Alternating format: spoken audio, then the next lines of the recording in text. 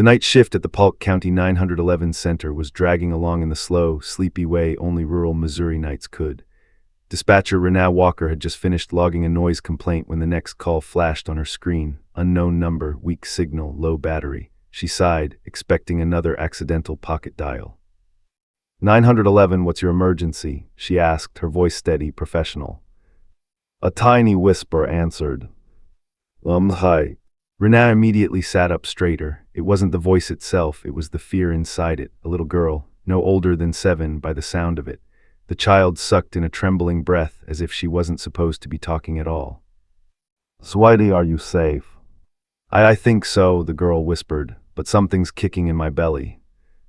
Renaa paused, fingers hovering above her keyboard, kicking in her belly. The child didn't sound hurt, she didn't sound confused. She sounded like she'd been brave for too long and was running out of courage.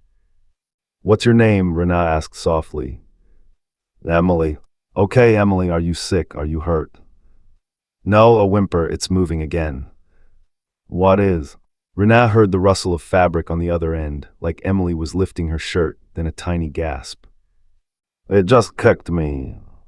The dispatcher frowned, a medical emergency, a hallucination, or God forbid abuse. She quickly traced the call. A small farmhouse on Cedar Hollow Road. That remote stretch of land only had 3 houses on it. She knew the property, old, neglected, isolated.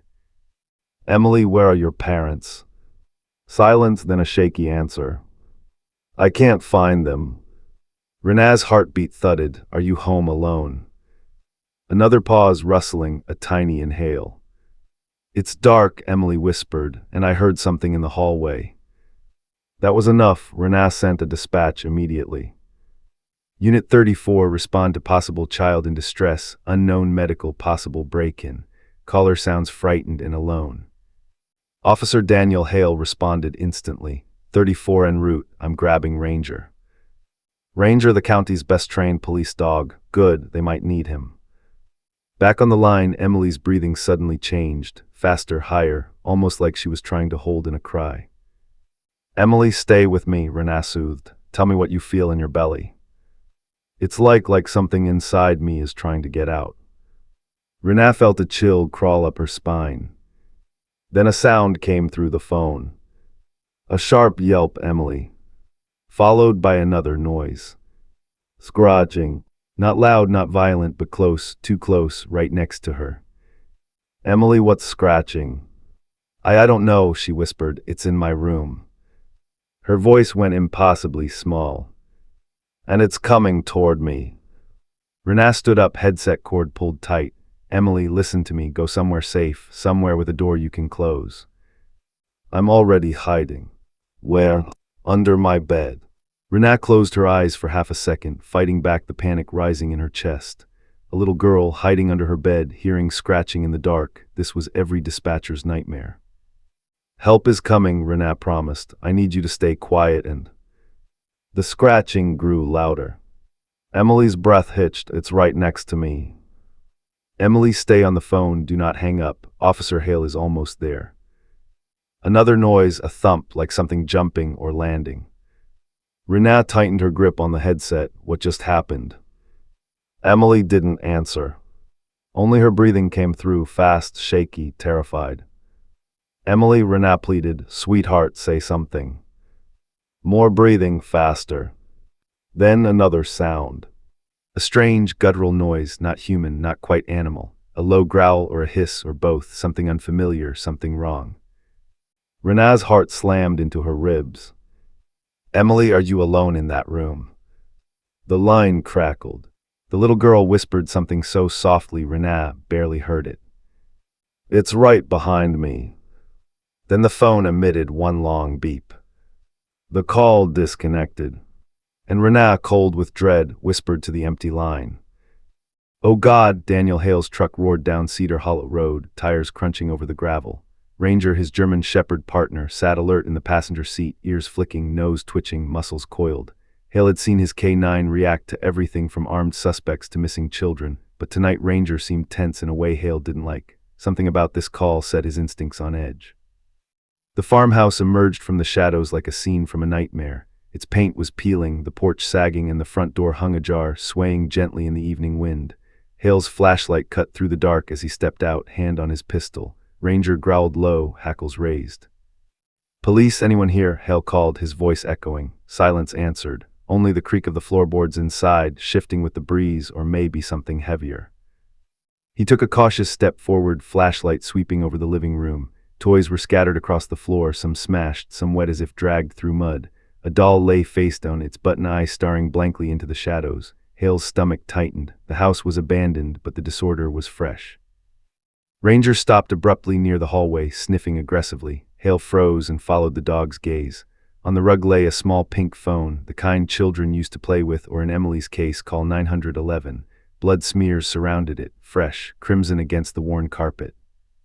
Hale's pulse spiked. He crouched to examine it. Ranger's growl deepened. "Good boy," Hale muttered, gripping Ranger's leash tighter. Something had happened here, and it wasn't natural. The officer moved slowly through the house, scanning each room. The kitchen bore signs of sudden abandonment, a half-finished bowl of cereal left to congeal, splashes of milk drying on the counter. The refrigerator door hung open. He stepped carefully, noting faint footprints in the dust leading toward the basement door. Ranger's nose twitched, body rigid. Hale's own instincts screamed danger. "Basement," he muttered. "Let's go, boy." He descended the narrow stairs, the air growing colder, heavier. Boxes and crates cluttered the floor. Then he heard it, a soft, desperate whisper. "Help." Hale froze, scanning the shadows. "Emily." A tapping sound followed, rhythmic, like someone trapped, trying to signal for help.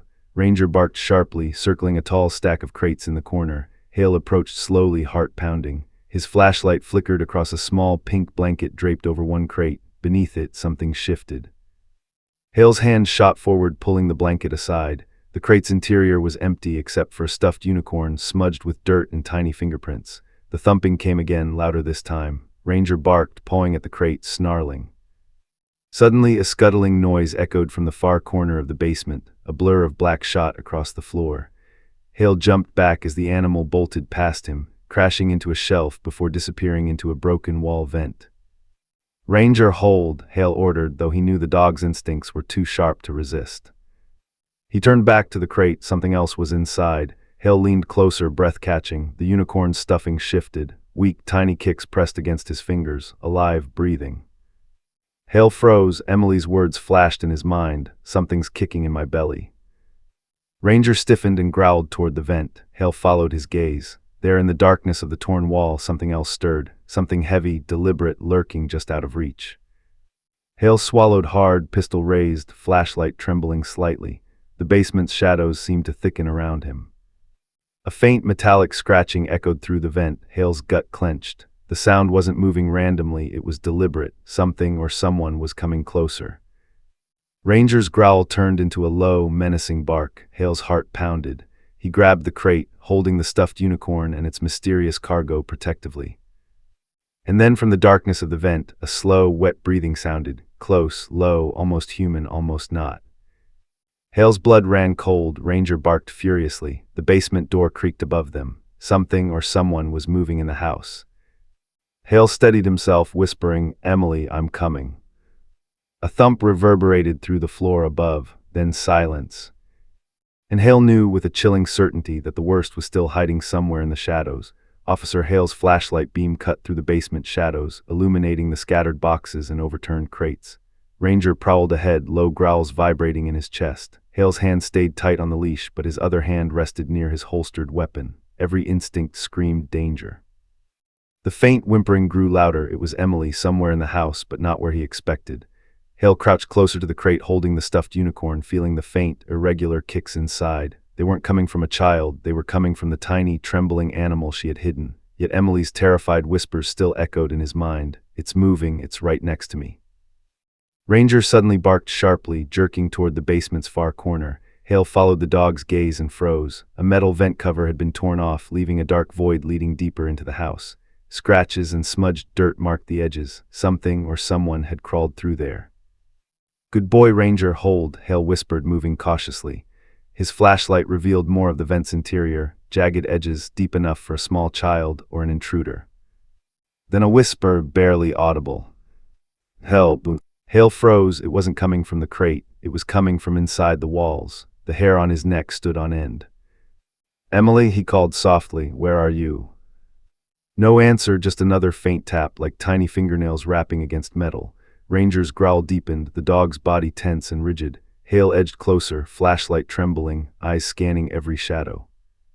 He noticed it then, a stack of old crates leaned against the far wall. One was partially open, its lid warped. The tapping came from there. Hale's pulse quickened. He pulled the crate free, heart hammering. Inside, nothing, just the pink blanket, slightly rumpled.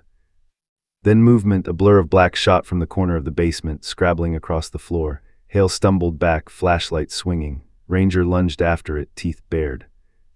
A raccoon bolted across the room, eyes wild, fur patchy and matted with mud. It dove into the broken vent and disappeared.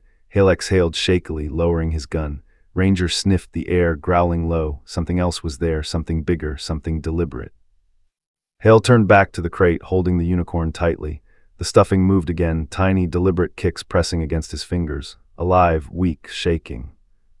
Hale's mind raced. Emily's description of something kicking in my belly now made sense, but only partially. The girl had been describing the raccoon's tiny movements, not her own body. But why hide it in a toy, and why had she sounded so terrified? Ranger's ears twitched, nostrils flaring. Hale followed the dog's gaze up the vent shaft. Heavy, deliberate breathing echoed back. Not the raccoon, something else, something lurking deeper in the walls. Hale's flashlight swept along the basement floor, landing on a trail of tiny footprints, wet, dirty, small, childlike. They led to the laundry room door, which was locked. Behind it, the sounds intensified, soft thumps, scratching, something dragging along the floor.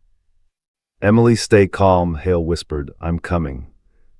The dog barked furiously, straining against his leash. Hale could feel it, the tension, the anticipation, the sense that whatever was inside the walls was waiting, watching. Suddenly the scratching stopped, silence. Only shallow, terrified breaths remained. Hale felt his stomach knot. Ranger whimpered low. Then from somewhere beyond the laundry room, a soft but unmistakable thump, like a body falling, hitting the floor hard. Hale's heart leapt into his throat. He raised his flashlight and his gun, ready for anything. The basement suddenly felt smaller, darker, suffocating. Every shadow seemed to twist, every sound magnified. Hale muttered under his breath, Emily, where are you? And then, just as he reached the laundry room door, a sound that froze him cold echoed through the basement, a high-pitched scream. Not a raccoon, not an animal. A child. Emily. Hale's blood ran ice cold. Ranger lunged forward, teeth bared, barking as if sensing the danger before him. Hale kicked the laundry room door open and froze, knowing that whatever lay beyond that door would change everything. Officer Hale kicked the laundry room door open, flashlight and gun trained on the chaos inside. Dust and broken detergent spilled across the floor, shelves torn from their hinges. Ranger lunged forward, barking aggressively, hackles raised. Hale's heart hammered. Something had been moving here, and it wasn't human. In the center of the room, a crate sat overturned. Its wooden lid had snapped free, thrown aside with enough force to suggest a struggle. Hale's flashlight caught a flash of black fur, wild eyes, and teeth bared. The creature shot across the room, crashing into the far wall before disappearing into a jagged vent opening. A raccoon, Hale muttered, exhaling shakily. The animal looked starved, terrified, and cornered, but alive. Yet instinct told him it wasn't the only thing down here. Ranger whined, sniffing at the vent. Hale followed, heart racing. He crouched near the overturned crate and noticed a pink blanket tucked under the edge, partially hidden. Lifting it, he revealed the stuffed unicorn Emily had hidden in the crate. Hale's breath caught. The unicorn's stuffing moved. Tiny, irregular kicks pressed against his fingers, weak but unmistakably alive. Hale froze. This was what Emily had felt, not her own body. The little raccoon, her something kicking, had been hidden here alive. The girl had tried to save it. Her fear, her 911 call, all suddenly made a heartbreaking kind of sense. Ranger growled low, ears pinned, nose twitching. Hale followed the dog's gaze toward the broken wall vent. Something larger stirred inside the darkness. Slow, deliberate breathing echoed back, a sound that made Hale's blood run cold. Not a raccoon, something else, something big. Hale's mind raced. Emily had been terrified of something in this house. The raccoon had scrambled out, but whatever else was here remained. Emily, he whispered, where are you? The answer came as a soft whimper, far above from the first floor. Her voice was tiny but panicked. Ranger barked, straining toward the stairs. Hale scooped the crate with the raccoon, clutching the unicorn and blanket protectively, and followed. The stairs creaked under his weight, shadows dancing along the walls. He reached the hallway and froze. The front door, ajar when he arrived, now stood fully open, swinging in the wind. Footprints led out toward the backyard, fresh, small, childlike footprints. Emily, she had run outside. Ranger bolted, Hale following, racing across the yard, branches whipping against his arms and face. The wind carried a distant, terrified cry. Hale's flashlight caught a shed at the edge of the property. He knew immediately where Emily had fled. The shed door creaked. Hale approached slowly, gun raised. Ranger growled low, ears flicked forward, tail rigid. Hale could hear it, the unmistakable sound of a child inside, clutching something, crying softly. "Emily, it's Officer Hale. Are you in there?" he called. A small, terrified voice answered, muffled. "I'm here, don't take them." Hale froze, the voice protective, determined. Her hands weren't empty. Whatever she was holding, she was guarding it. He crouched low, whispering, "Emily, I'm not going to hurt you. What do you have?" Another whimper, then a thump as if the child pressed herself against the floor. Hale peered inside the shed. Shadows swallowed most of the interior. Something moved faintly against her chest, a soft, desperate rustling. Hale's stomach twisted. The little raccoon, her companion, crouched there, trembling. Emily had hidden it from whatever terror lurked in her house, risking everything to protect it. Suddenly, a sound behind the shed made Ranger bark furiously. Branches snapped. Heavy footsteps circled them, deliberate, methodical. Hale spun toward the noise, nothing but shadows. Emily's voice shook. "They're coming back." Hale's heart skipped a beat. The threat wasn't over. Whoever or whatever had been in the house wasn't finished. He gripped the shed door, preparing for the worst. Ranger lunged, teeth bared. Emily pressed the small raccoon closer to her chest. Hale knew in that moment the danger had only just begun. And then from the tree line a roar shattered the night air. Not a raccoon, not an animal, something far bigger, something approaching fast. Hale's eyes widened. The woods were alive. Officer Hale's heart pounded as he crouched by the shed. Emily clutched to his chest, the trembling baby raccoon pressed against her tiny hands. Ranger growled low, hackles raised, ears forward. The forest surrounding the property seemed alive, the wind carrying rustling leaves, snapping branches, and something else, something deliberate. Emily's voice shook. "It's back," she whispered, pressing the raccoon closer, "the thing that was in the house." Hale froze. The little girl's fear was raw and tangible, but he couldn't see anything, yet he could feel it. The hairs on his neck stood up. Ranger's growls intensified, guttural and threatening, directed toward the dark tree line. Hale scanned the shadows with his flashlight, a flicker of movement, a branch snapping too close, something heavy, moving, circling them. "Stay behind me, Emily," he said quietly, gripping her shoulder. Ranger tugged at his leash, ready to lunge into the darkness. Hale felt his pulse spike as another noise broke the night, a guttural scraping from the trees. It wasn't human, yet it wasn't animal either. Something monstrous, deliberate, watching, waiting. Emily whimpered, "It's coming for us." Hale tried to calm her. "We're going to get out. Stay close. Don't let go of the raccoon." The footsteps drew closer, crunching over leaves and broken branches. Ranger barked, lunging forward, teeth bared, growling at the invisible threat. Hale followed, flashlight shaking, scanning the forest edge. The wind carried a low, wet growl, like something huge breathing through the darkness. Then Emily's tiny voice broke into a panic-stricken shriek. "It's in the vent," it came out. Hale froze. His mind flashed back to the basement, the broken vent, the scratching, the slow, deliberate breathing that had unnerved him. Could it have followed them? But how? Ranger's barking grew frantic, snapping Hale back to the present. He stepped toward the tree line, flashlight cutting through the thick darkness. Branches whipped his face. Shadows moved in the corner of his vision. Something massive brushed against the trees. Hale's breath caught. Then a figure stepped out of the shadows. Not fully formed, not fully human, just enough to make Hale stumble back. Its eyes gleamed in the moonlight. Wet, dark, predatory. The kind of gaze that didn't blink, didn't hesitate, didn't forgive. Emily shrieked again, clutching the raccoon. Ranger lunged, growling ferociously, snapping at the creature, but it vanished into the undergrowth as quickly as it appeared. Hale sprinted forward, shielding Emily, every instinct screaming that retreat was not safe. "Emily, run!" he shouted, charging across the yard toward the faint glow of the shed's doorway. She stumbled, but Hale caught her, hauling her forward. Ranger stayed ahead, teeth bared, tracking the creature's movements through the thick brush. Branches snapped, leaves rustled violently. The forest seemed alive, closing in, watching, waiting.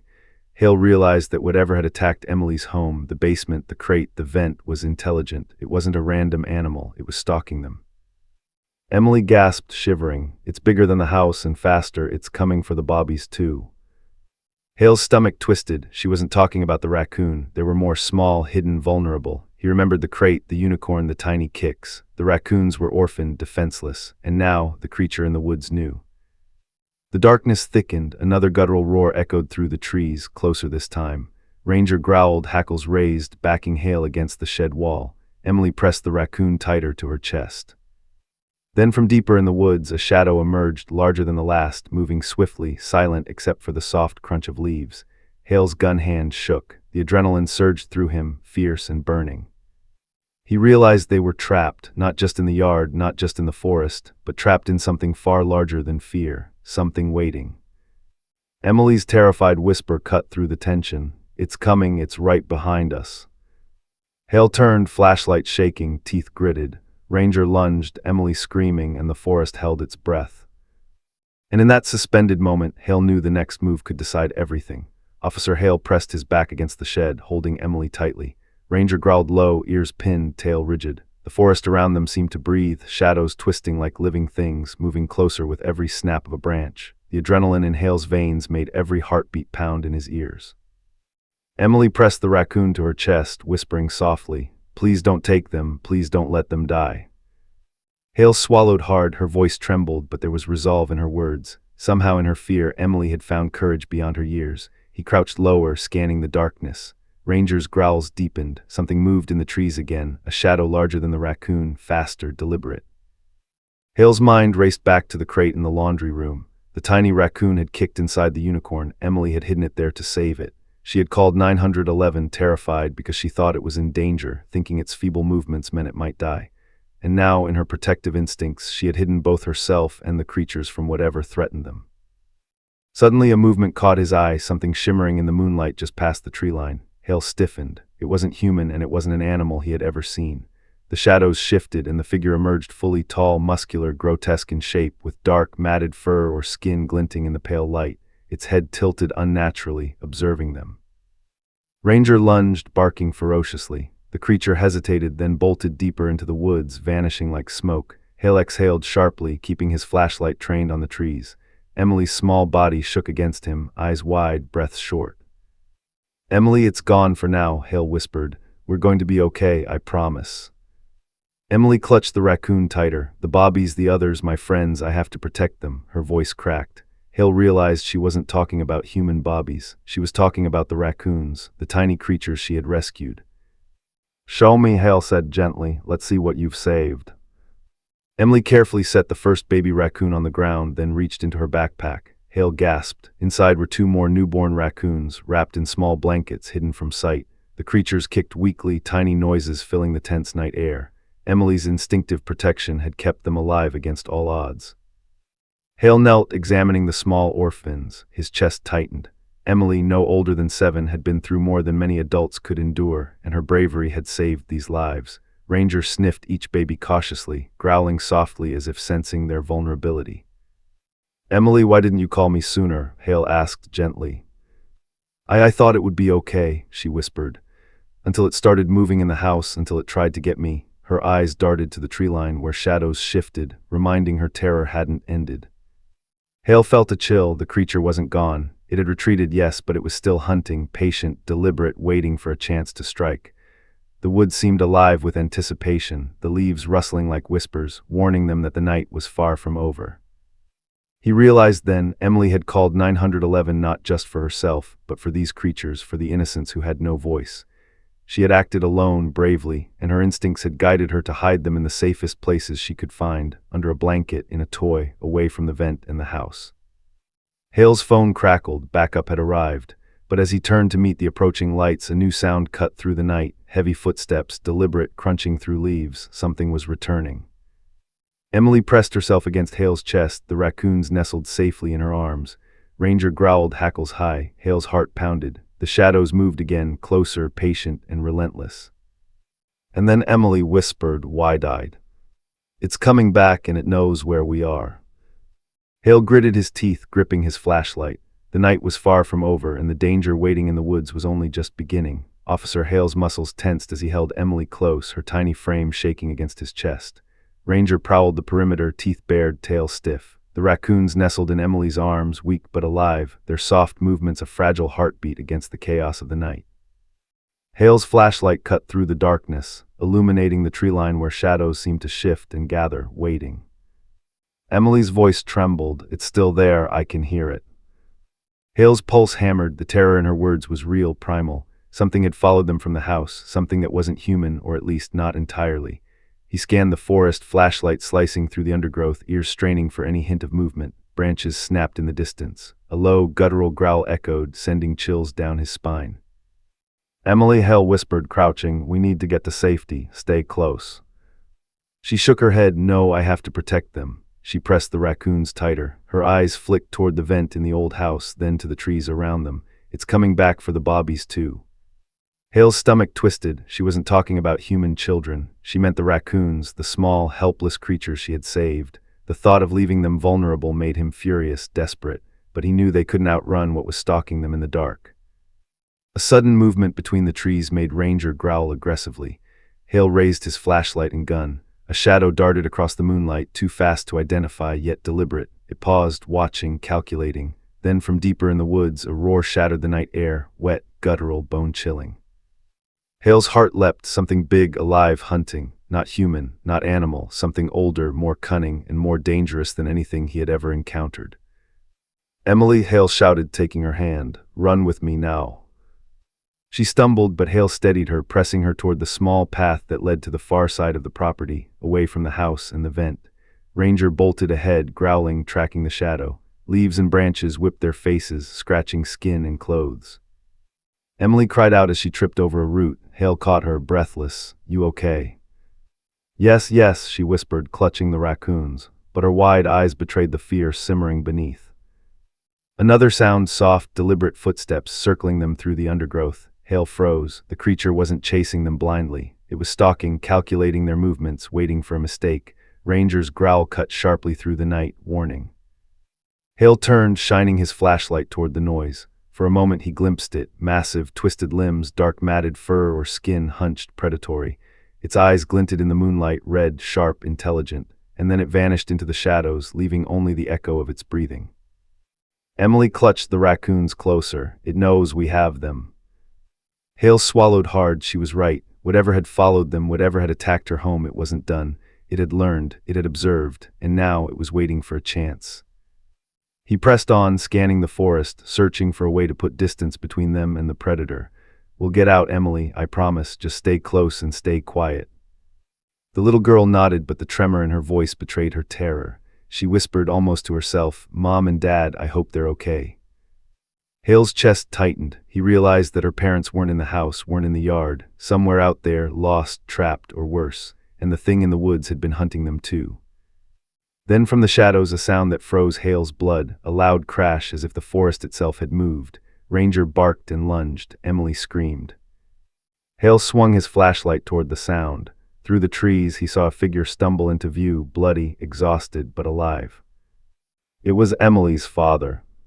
Hale's chest heaved with relief and dread. "Dad, are you okay? What happened?" He pointed deeper into the woods. "Trap, big one, it grabbed my leg." Hale's stomach sank. Emily's parents had been caught in a trap, hidden somewhere in the forest, and the predator, they knew it was there. It had followed them, learning, hunting, waiting for the perfect moment. Emily's eyes widened. "It's coming back." Hale tightened his grip on her and the raccoons. Ranger growled at the shadows. The night was far from over. And in the distance, the trees moved again. Something was still out there. Something hungry. And it was coming for them. Officer Hale's heart pounded as he held Emily and the raccoons close, while Ranger sniffed and growled toward the tree line. The forest was alive with movement, shadows twisting, leaves snapping under invisible feet, heavy breaths rustling the undergrowth. Every instinct screamed danger, every fiber of his body tense. Emily's father stumbled forward, his leg caught in a massive steel trap. Blood oozed between his fingers as he struggled to stay upright. "Trap, big one, it grabbed me," he gasped, pointing to the rusted device partially hidden in the underbrush. Hale's stomach churned. This wasn't just about Emily anymore. Her parents were in real danger, and so were the tiny creatures she had saved. Hale dropped to his knees beside the trap. Ranger circled, growling low. The steel jaws were vicious, designed to crush. Hale's hands shook as he worked to release the tension. Emily's father gritted his teeth, wincing. Hurry, it's coming. Hale glanced up. Through the thick brush he saw movement, something enormous. The same grotesque, predatory shadow that had stalked them earlier now emerged, deliberate, relentless. Its eyes glinted red in the moonlight, scanning them like a hunter. Emily, Hale shouted, pressing her behind him. Ranger lunged forward, barking fiercely, but the creature didn't retreat. It paused for a heartbeat, considering them, and then vanished into the darkness as silently as it had appeared. Hale's hands worked feverishly. The trap's steel hinge creaked, groaned, then gave way. Emily's father yelped as Hale freed his leg. Move, Hale barked, pulling him to safety. Ranger barked again, circling to protect them. Emily clutched the baby raccoons, whispering reassurances to them as though they could understand her. Hale looked around the clearing. The trap, the disturbed earth, the broken branches, it all told a story of danger that had been stalking the property for weeks, maybe months. Illegal traps, nocturnal predators, a creature bigger than expected, and a child brave enough to protect life that others would overlook. He helped Emily's father toward the shed. Stay low, he whispered, we're not out of this yet. Suddenly, Ranger stiffened. Hale followed the dog's gaze to a set of enormous tracks beside the trap. The prints were massive, clawed and wet, pressed deep into the soft earth. Not raccoon, not human, something else, something enormous had been moving through these woods. Hale felt his pulse spike. Whatever had been watching, hunting, circling, they were not dealing with an ordinary predator. It had followed them, learned their patterns, and now it knew they were trying to escape.